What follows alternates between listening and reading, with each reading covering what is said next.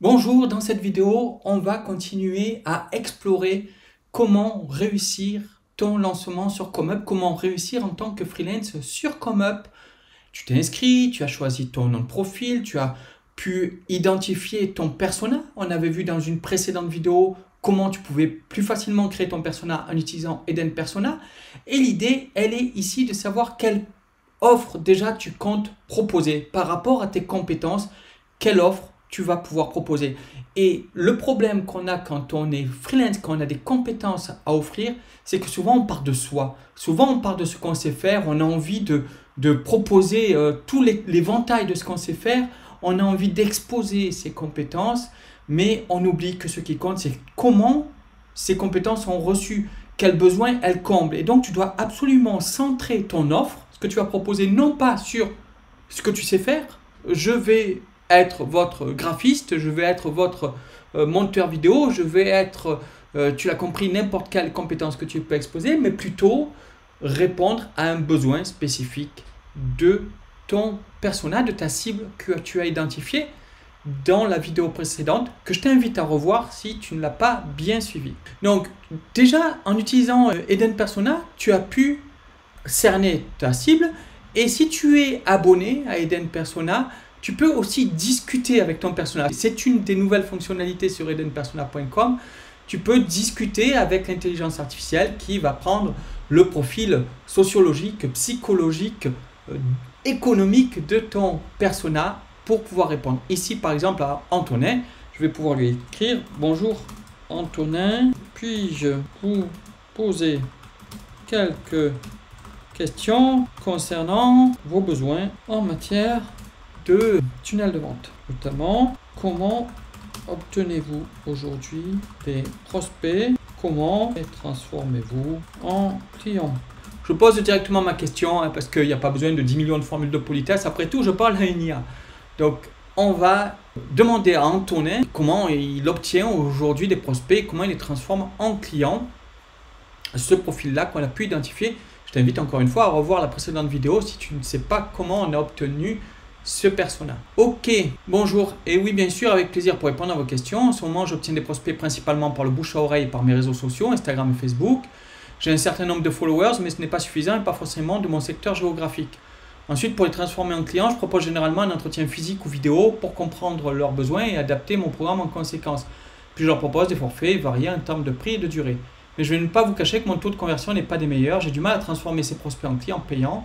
C'est pour ça que votre solution m'intéresse, si elle peut vraiment m'aider à améliorer cette partie de mon activité. Donc je vais lui dire, bien sûr, quel type de formule préféreriez-vous? Une formule à la carte que vous construirez au fur et à mesure, ou une formule clé en main avec une offre totale de A à Z?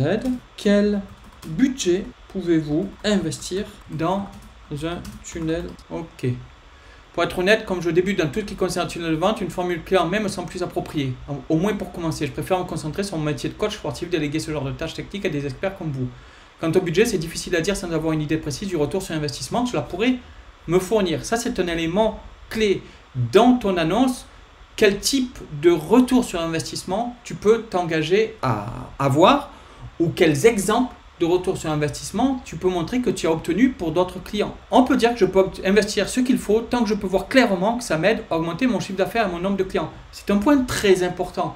En tant que freelance, quand on n'est pas trop bercé par le marketing, on peut avoir la croyance que ce qui compte, c'est que ce soit beau, que ce soit bien fait, que ce soit dans un portfolio, ça fait bien. Mais ce qui compte, c'est le résultat. Et c'est sur ces résultats que tu dois communiquer. C'est sur ces résultats que tu dois mettre vraiment l'emphase. Le gars à qui tu vas vendre ça, il doit savoir que ça va lui rapporter suffisamment en termes de prospects, suffisamment en termes d'audience, suffisamment en termes de chiffre d'affaires pour mériter l'investissement. Et donc, plus tu vas lui garantir, lui proposer des résultats concrets, des résultats que tu peux démontrer, et plus le panier moyen pourra être élevé. Ok? On peut discuter de ça en détail si vous voulez, quelle serait la prochaine étape. Bref, tu le vois, donc dans Eden Persona, tu vas pouvoir discuter et cerner au fur et à mesure justement l'offre. Tu peux continuer à poser des questions ici au persona pour lui dire voilà, qu'est-ce que vous pensez de telle offre, est-ce que vous préférez cette offre ou cette offre, qu'est-ce qui manque, qu'est-ce qui pourrait vous convaincre, etc. etc. Donc c'est vraiment un partenaire précieux parce que tu peux discuter avec le persona pour savoir comment tu vas cadrer ton offre. Mais allons voir déjà comment tu peux avoir, même sans l'aide du persona, comment tu peux avoir une idée de ce que tu peux proposer comme offre.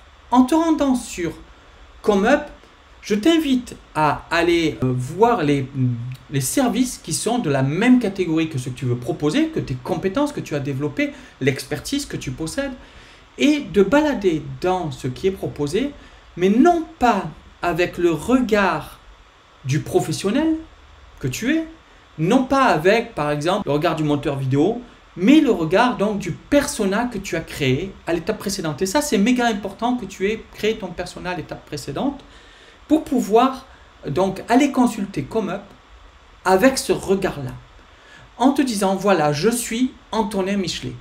Est-ce que, en tant qu'Antonin Michelet, je trouve un service qui répond à mon besoin, qui soigne ma douleur, qui m'apporte vraiment précisément ce dont j'ai besoin et qui passe les freins que je pourrais avoir. C'est sur ça que tu dois te concentrer, te dire, voilà, est-ce que j'ai un concurrent, est-ce que j'ai des offres qui sont sur le site, qui sont parfaites, je vois et je me dis, c'est parfait pour Antonin Michelet, mon persona. Et quand tu vas donc balader, je t'invite à mettre dans un Notion, dans un fichier de notes tout simplement, des captures d'écran et des liens vers des services qui t'inspirent, que tu te dis ça s'approche. En prenant ce service-là et ce service-là, je me rends compte que dans les deux, je peux faire une offre sympa. Par exemple, ici, je vais concevoir votre tunnel de vente Système.io complet. Si je réfléchis en me disant, est-ce que ça correspond à Antonin Michelet? Peut-être pas.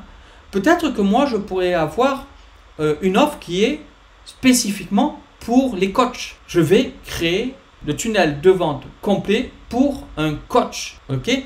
Et ça va me permettre de mieux cibler les besoins d'Antonin qui va se reconnaître là-dedans. Je vais nicher un peu plus petit, mais au moins je vais répondre vraiment à un besoin et dans mon argumentaire que je ferai plus tard, je vais pouvoir vraiment assigner, souligner tous les besoins et répondre à tous les freins qu'aurait mon persona. Ça ne m'empêche pas d'avoir plusieurs services, un service de création de tunnel de vente pour les coachs et une création de service de tunnel de vente pour les artisans créatifs. Mais ça va me permettre donc de répondre plus précisément. Ça peut être une approche qui est intéressante.